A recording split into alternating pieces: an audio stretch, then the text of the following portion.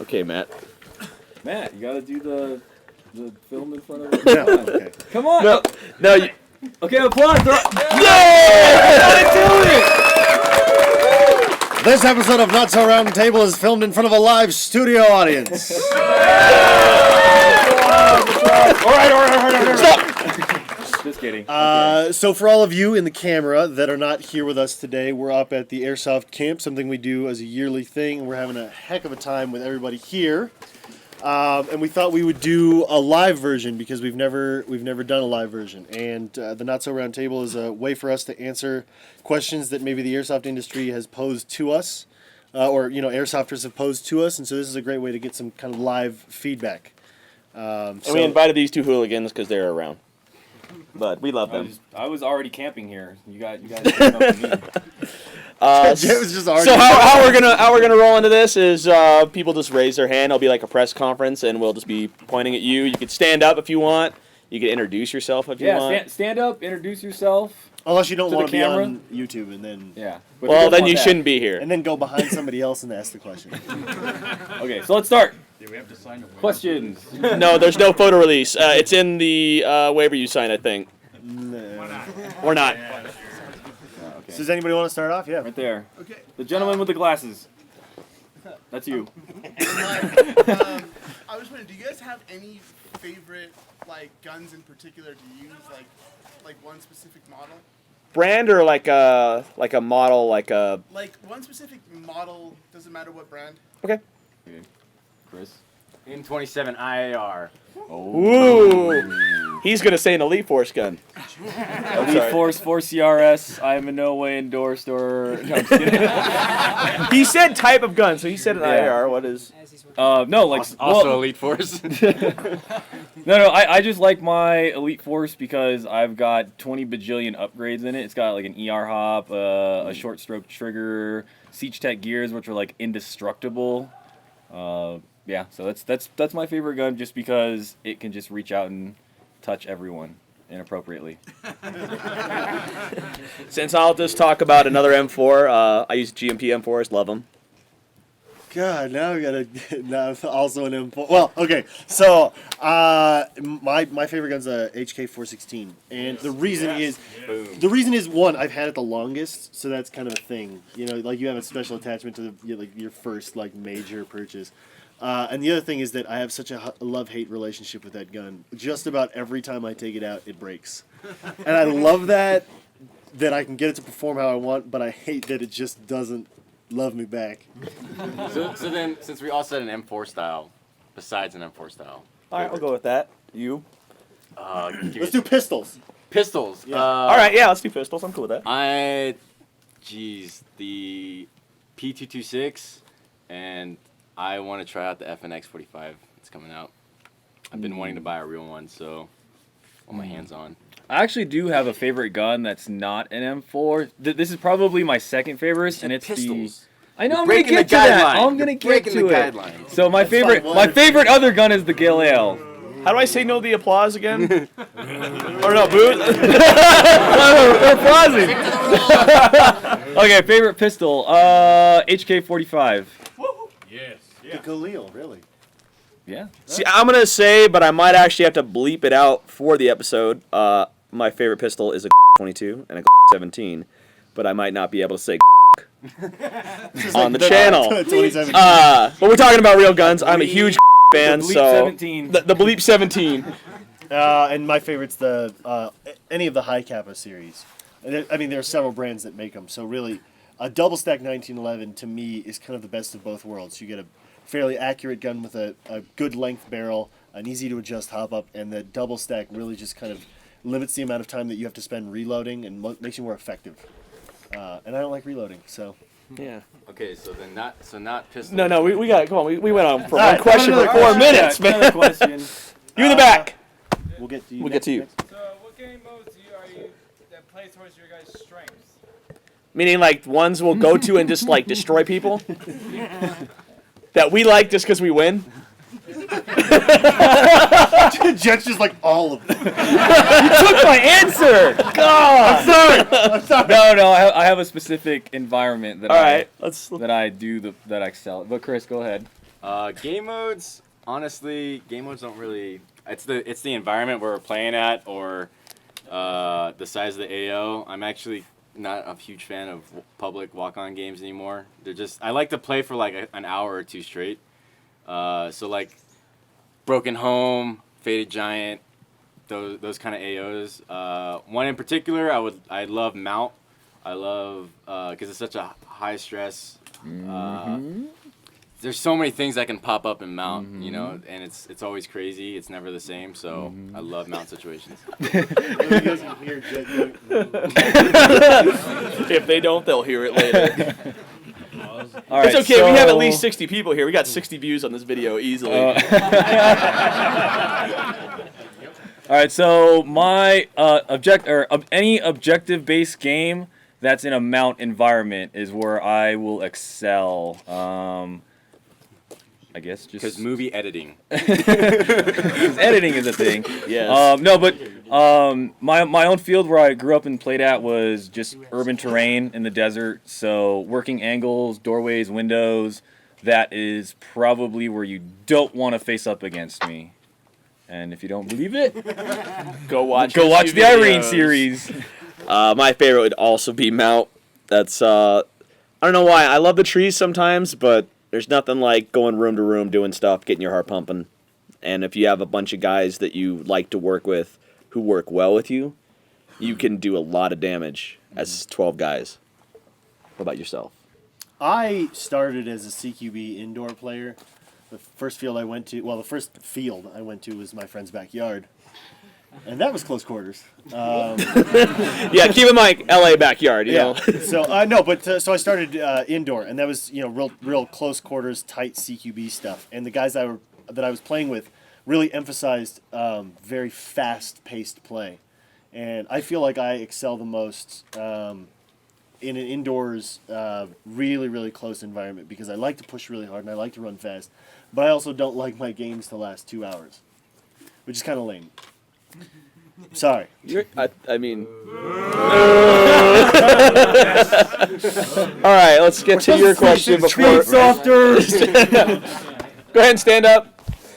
I'm Joey, and what camouflage pattern do you think is the most effective on breaking your form or your kind of shape? Good question. I know what he's gonna say.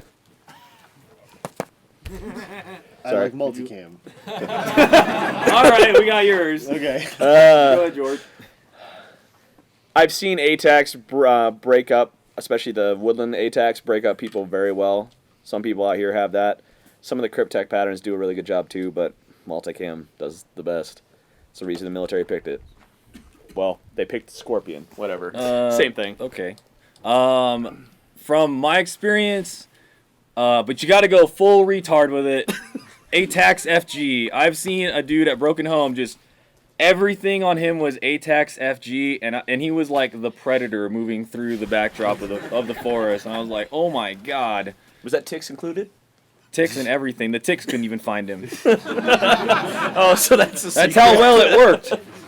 That's the secret. From actual military experience, I would say the MARPATs work very well, as long as you kind of play to their strengths. Obviously, multicam is great because it works well for both more desert environment as well as a woodland area. But I've literally hid from my vehicle commander, who was like from me to the guys in the back, and he could not see me. And I was just laying on a slope. I was posted up with a saw, and I wasn't even hiding from him. I was posting security for our vehicle, and I hear like, where the heck is Bast? Like, right here, and he's like, oh, that didn't happen. So from my experience, like the MARPAT works pretty well. It's not my favorite camo, but I think it works pretty darn good. All right. That was a clap. Next question. My name's Eugene, callsign Sledge. So what do you guys prefer, a chest pistol holster or a drop lag holster? Good question. That is good. Very good question. Start with Chris this time. I've used both. A lot of the guys in the military are also running more towards the chest style. For me, I've got to say, I'm 50-50, man. Sometimes I really like having it right here. It's nice and easy to draw. Other times it's just really annoying if the pistol is too high and it's not on a good holster, like it'll cause the whole thing to just slop.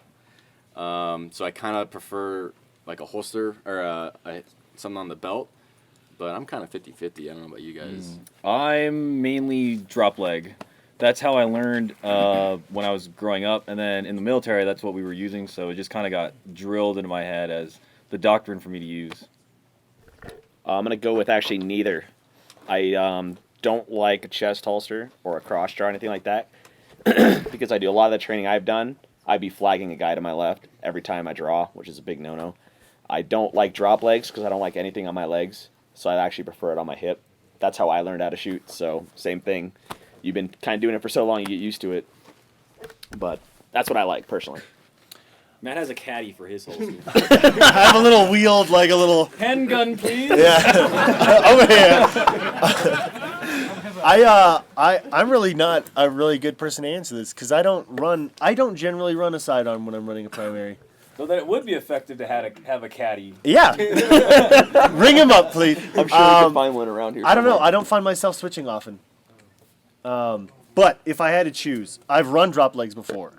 And maybe it's because I got skinny, like little chicken legs. But I can never get those elasticized retention systems to like grip well. So most of the time when I'm running, my pistol's like flopping around on my legs and distracting me from getting work done. So if you're moving quickly and that is an issue, definitely put it up around your torso. Personally, I think like a side draw versus a straight chest draw would probably be more effective if you're a righty. But at the same time, when you drop your weapon, if it's in your way on a sling, you're gonna have to play around with location. Or have a caddy. Sir in the back. Yeah, Don Charles around. I have a question for you guys. Chest rigs or plate carriers? Summertime, I'm a little leaning more towards the chest rig. CQB, plate carrier, because getting shot up close hurts. Yeah. Nipples don't feel good. Yeah. But for the most part, I've been running mostly plate carriers, even though I know like it's not the best for the situation. Just because from my history in the military, like we didn't get the option we weren't DevGru or Delta Force where you could be like, oh, I want to use this today. You constantly had to have a plate carrier, so I'm kind of just used to that. So, but now, lately I've been rocking my Haley Strategic chest rig. Shameless plug. You are so cool. Yeah, man. Get on my level. Hey, I got one too. Here, come on, bro. Boom. Get deep. this out of here. No fist bump. I'm a big chicken. I hate getting hit, so even when I do run a chest rig, I'm still wearing a plate carrier under it. So you'll see me have a slick plate carrier, and then I'll have like a 1961 G on top of it, because, yeah, nipple shots suck. Yeah. I think it would depend on the environment for me. If I was running out here with you guys, I would totally just put on a chest rig. Because I wouldn't want to hump up that with all that weight. So but for, like you said, for mount, stuff like that, oh yeah, plate carrier. No, this hurts to get hit in sometimes, especially some very sensitive areas. The fat doesn't feel good when it gets hit either. Just below the plate carrier, that's like the zone that everybody shoots me at. It's horrible. Like They're doing it on purpose. I know they're doing it on George! So hold on. So they're either going for my head and it's going lower, or they're going for my lower body region, my crotch, and it's going higher. I don't know. What about you, Matt? Pop up adjust, man. Get it under the vest. Wait, hold on. Out of curiosity, isn't the chest rig supposed to go on top of armor though? Not all the like time. Originally, it doesn't have to. It wasn't designed to like go on top of soft armor and stuff. I just wear the stuff. If video games. If you don't need to wear the actual armor. Okay. I like very minimalist plate carrier. My first plate carrier was a Cyrus. That's not minimalist. No, that's what I'm saying. So my first one was a Cyrus, whatever it is, and I hated it, dude. It was like 10 pounds on its own. We have a video of it somewhere. You can see him wearing it. Like it's obnoxious, and it gets in your way. And keep in mind too, when I started playing Airsoft, I was 5'2" and about 90 pounds. It's about the same. Yeah. I think you got a little taller. Now I've learned to pad it. I pad my vests. But like for like a smaller guy, like that sucked. And I was trying to run around a CQB field like that. It didn't work. Probably made a lot of noise too, right? Oh yeah, because you're just like because it was all high caps then too. But so now I like really minimalist plate carriers. So like if it's literally just a plate and a cummerbund and that gets the job done because it carries everything I need to, fantastic. I'm kind of over the whole carrying extra stuff I'm not going to use. We get it. You need a caddy. Yeah. You get it, man. Bring up the Thunder Bees. Shall I pull the pin for you, sir? Yeah. Reload, please. No more live versions of this show. We had to band yet again. All right, any other questions? Yeah. Oh, this guy's already just standing up. Again with the ever trying to blow up lipo poly batteries or having them pop. I have a in good their, story with little Okay. bags. Yeah. Or, what's the best way to prevent that from happening? Don't charge a lipo. Don't charge it. Or don't if you're like switching them to Deans, don't cross the wires as you're doing it or something like that. No, okay, so lithium polymer batteries by interrupted me. design are relatively unstable. Lithium polymer is an unstable chemical. He does it, not me. One of the ways to make it more stable is different battery packs will use different cells, different number of cells. A 7.4 volt lithium polymer battery has 2 cells. Each cell is, I think, 3.7 volts. So that gives you 3.7 volts. 3.7 volts gives you 7.4. A 3-cell lipo is an 11.1. So you see, the more cells you add, the more you could, in theory, build a 28-cell lipo battery. One of the ways to make them more stable is by balancing them. So volatility happens when your cells aren't balanced and they're charging unevenly. So one cell's getting more charged than the others, and then that one will end up erupting. Also, making sure that you're within the duty cycle is very important. Running a lipo all the way dead or... Hey, we didn't say it! Keep going, Matt. Keep going. Duty cycle. Duty cycle. Okay, so... He's explaining how lipos work. And then This is really don't good. without an electronic control like a MOSFET, or if you do RC planes and cars, you know about electronic speed controls. Those are a way to limit the voltage that goes through a battery. It's a more controlled environment. Without that, if you just literally have an on and off switch that you're flicking on and off when you're doing semi-auto fire, that again is putting so much resistance and strain on a lipo battery that causes them to inflate. Repeated doings of that will cause them to explode. Always charge them in a lipo bag. If you don't have a lipo bag, cut a hole in an ammo can and charge your batteries in an ammo can. Yes. And keep them charged too, because if they decharge over time, they could catch fire. So if you have old ones, just throw them all in an old ammo can so that way they have no air, and then throw them away next time you have like a biohazard waste day or whatever in your neighborhood. Okay, And it's a chemical fire. Don't so water's throw- not going to do any good. Yeah. For all those who are skeptical about the lipo bags, I have a story for you. So, Is this longer than Matt's? no, it's not. It's not that long. Okay, so I'm asleep in my house, and my buddy is sleeping over. He's in the living room while the lipo batteries are charging. So I'm in my bed, and I hear him yelling, "Oh my God, fire, fire, fire!" And I'm like, "Oh my goodness, my house is gonna burn down." So I jump out of bed and I run out of my room into the hallway, and it's just smoke, and I'm just like, "Oh Jesus, we're gonna die." I run into the living room, and one of my gun bags is on fire.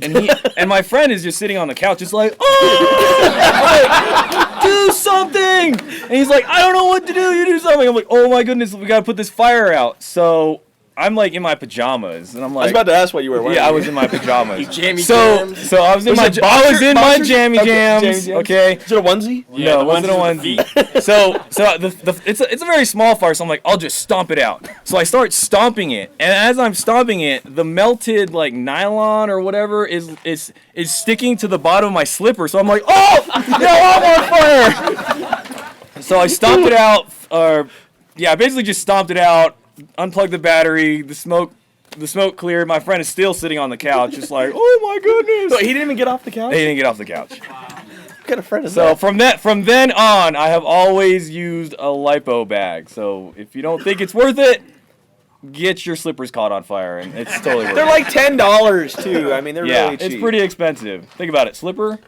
battery. With a tip. No, I still don't have that. You should probably invest in that. Do you have insurance too? No. Yeah, No, no, you just I electrical tape. Yeah. Electrical tape. Electrical tape solves everything. Do you have any input? Any input on the lipo? My knowledge of internals and all that is just. I'm Seamus. I was just wondering what's your opinion on Russian gear? Russian gear. Like the Russian Impressionists? So I haven't really I don't have too much experience with the Russian Impressionist guys. From what I've seen, their gear looks sick. It looks pretty cool, and those guys are pretty diehard on what it. Sorry. Yeah, that some of that gear costs way more than the stuff that some people I wear. think it's pretty cool. I actually wouldn't mind having my own, so I think it's cool. Yeah. I like Russian gear. Russian Mercenary though catches a lot of flack from the true Russian impressionists. I don't know why. You're not pretending, right? Yeah, I guess he's not pretending to be Russian enough. I mean, he is Russian, right? Yeah. Okay. Yeah. I used to have some Russian kit. It was like one of their bright green fleck tarn looking camos that I got from a buddy, and I decided to sell it because I basically was selling it to fund my purchase of Swedish M90. And so, I mean, it's a cool camo, and their kits are really cool, but like I said, it's really expensive. You see guys who are buying Cry pants or, really expensive gear. That stuff's even higher because of the import costs, and the transfer currency rates and all that stuff. So, I mean, it's cool if you pull it off, but it is expensive. I think you're the only one I've known personally that ran Flecktarn, besides. Well, it's not Flecktarn, but it looked like Flecktarn. I don't know. I think it's weird because we have this whole gamut of camouflages to choose from that are just U.S. based camos, and when you start actually looking at foreign camouflages, there's some pretty legit camouflages that have been developed by other countries that look absolutely amazing and work very, very effectively. So, I mean, to answer your question, not only does the Russian camo look good when paired with all of the other Russian gear, but I think any kind of foreign setup or foreign impression is really cool to see, especially here on American airsoft fields. It's definitely a way to stand out. What's that one that's like green with the neon? I think it's KLMK is the Russian pattern. Yeah. That stuff is legit. I want a pair of that because those are like tactical jammy jams. It's basically just a jumpsuit that you get into, and then it's got a hood. Comes on the field with his flip flops. I had a set of I found in my dad's garage. It was a set from the old original Red Dawn, the camo the paratroopers had. It was like this snow camo. It was the coolest thing ever. It was literally like MC Hammer pants. And they were hilarious. It wasn't very effective on the airsoft field. You wore that, it was like, hey, look at the white dude running around, or the white bear running over there. Both of those descriptions. Hey, I didn't curse. Look at that white. That's racist. How dare you? Do we have another question? Oh wow, we got a lot of questions. I'm gonna go with you. Name's Dan, call sign Warhawk. I'm not the kind of guy that likes to mess with my gear. So I may have missed the question early, came in a little later, but best stock gun. Just stock. You buy it out of the box and play with it. Anything VFC. That's my answer. If it says VFC, you are good to go for a long time. KWA is one of those ones. No. Get out of here, Chris. Am I going to get 4 different answers? I'm guessing I am. He'll say BFC probably. No. Oh really? No. What are you gonna say? I was going to give a very politically correct answer. Oh, okay. Hold on. Go ahead, George. I was gonna say GMP because all my guns are GMP. I've had them for years. I love them, and the difference between them and some other brands is they're very aftermarket compatible, which is very important if you ever upgrade them or anything like that. So, out of the box, they're pretty good. If you asked the same question 5 years ago, I would have told you Tokyo Marui or KWA, because those were really the only brands that were producing something in that upper echelon. But that was 5 years ago. Technology has gotten so much better with airsoft now, and materials have gotten better, designs have gotten better, that really you can't go wrong with just about any airsoft gun at a certain budget. With the exception, of course, I gotta bleep that out, man. of lemons, if you happen to get a lemon, which happens. We've all had lemons. Yeah. My 416. I've had it for the longest time. I never got the stock gearbox to work. I've been through 6-7 builds with it. And I love working on it because I like to tinker. But I don't think any gun really out of the box will last you nearly as long as one that you're comfortable with changing little things. Yeah. A question, kind of long. Gene from San Diego. By the way, this is the first time I actually ever shot an airsoft gun today. That's awesome. Wow. Yes, applause. We got you now. Come to Evike.com and spend money. Along the lines of this gentleman's question, is it worth it to get, let's say, a full $100 out of the box gun, or is it worth it to get a $250 one and spend $150 on a hot box to modify toward your flavor? Or your Good taste? question. And also, why are there no brushless motors in these? There are. I'm gonna nerd out right now. I'm gonna go back to my cabin. All right, Matt's got this. Matt's got this. Let's go. Okay. Chris, you have Can I anything? answer the second one first? Yeah, no. We should. Hold on, probably, let's. Oh, okay, well. go ahead. All right, go. We're gonna. I don't know, man. I am actually no good with internals or upgrades, anything like that. I will basically have a stock gun. All of a sudden, like one of these guys' gun shoots amazing. I go, what do I need to do? Take care of it, please. Take money. I'm throwing money at you and it's not working. All you're doing is taking off your personally, pants. for me, I put in the money for a good gun, and then try not to work with it, not deal with it. Here's my short answer. If you have the money to spend, do it. Do what?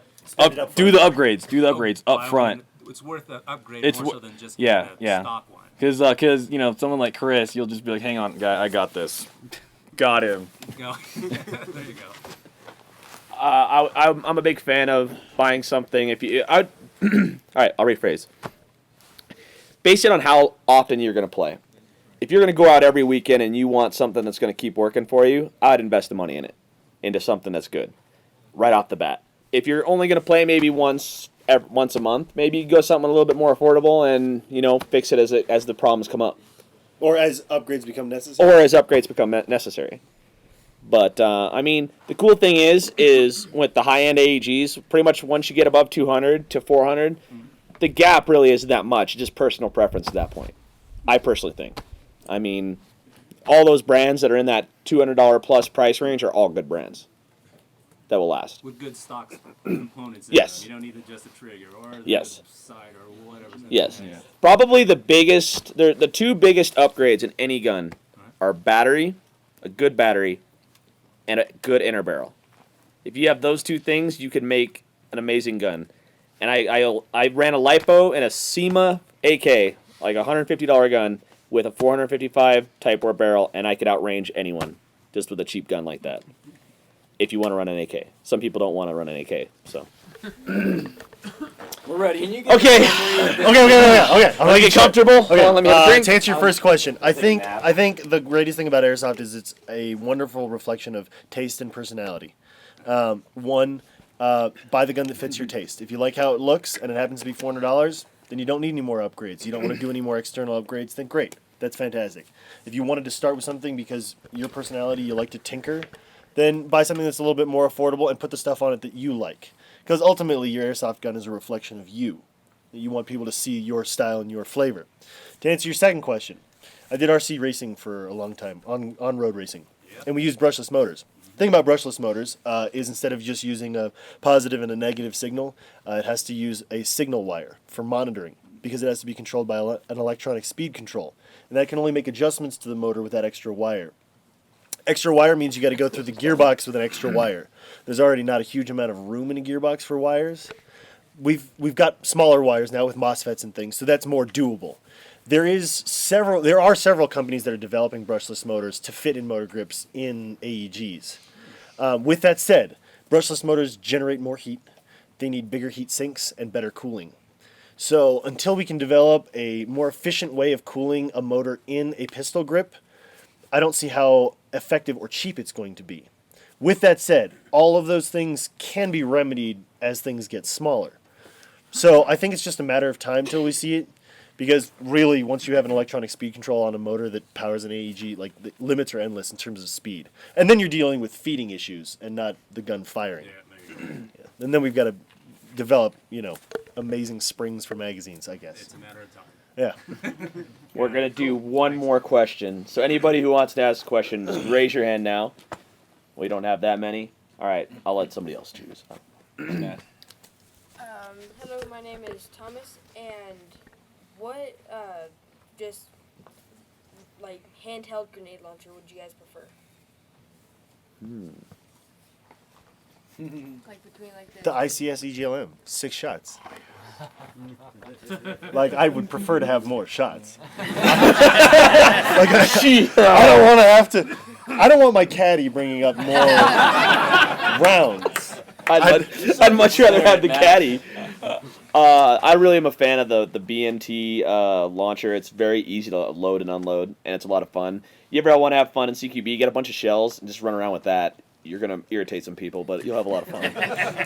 Yep, I know But your that's the one answer, that's but the side opening, what's right? my Yeah, no, answer? that's the top opening. Well, okay, yeah, there's the Liberty Cannon. The But, Liberty Cannon. But, okay, so there's a lot of shells out there, and sometimes shells aren't as powerful as you'd expect. You're going to be like, yeah, this is going to be awesome.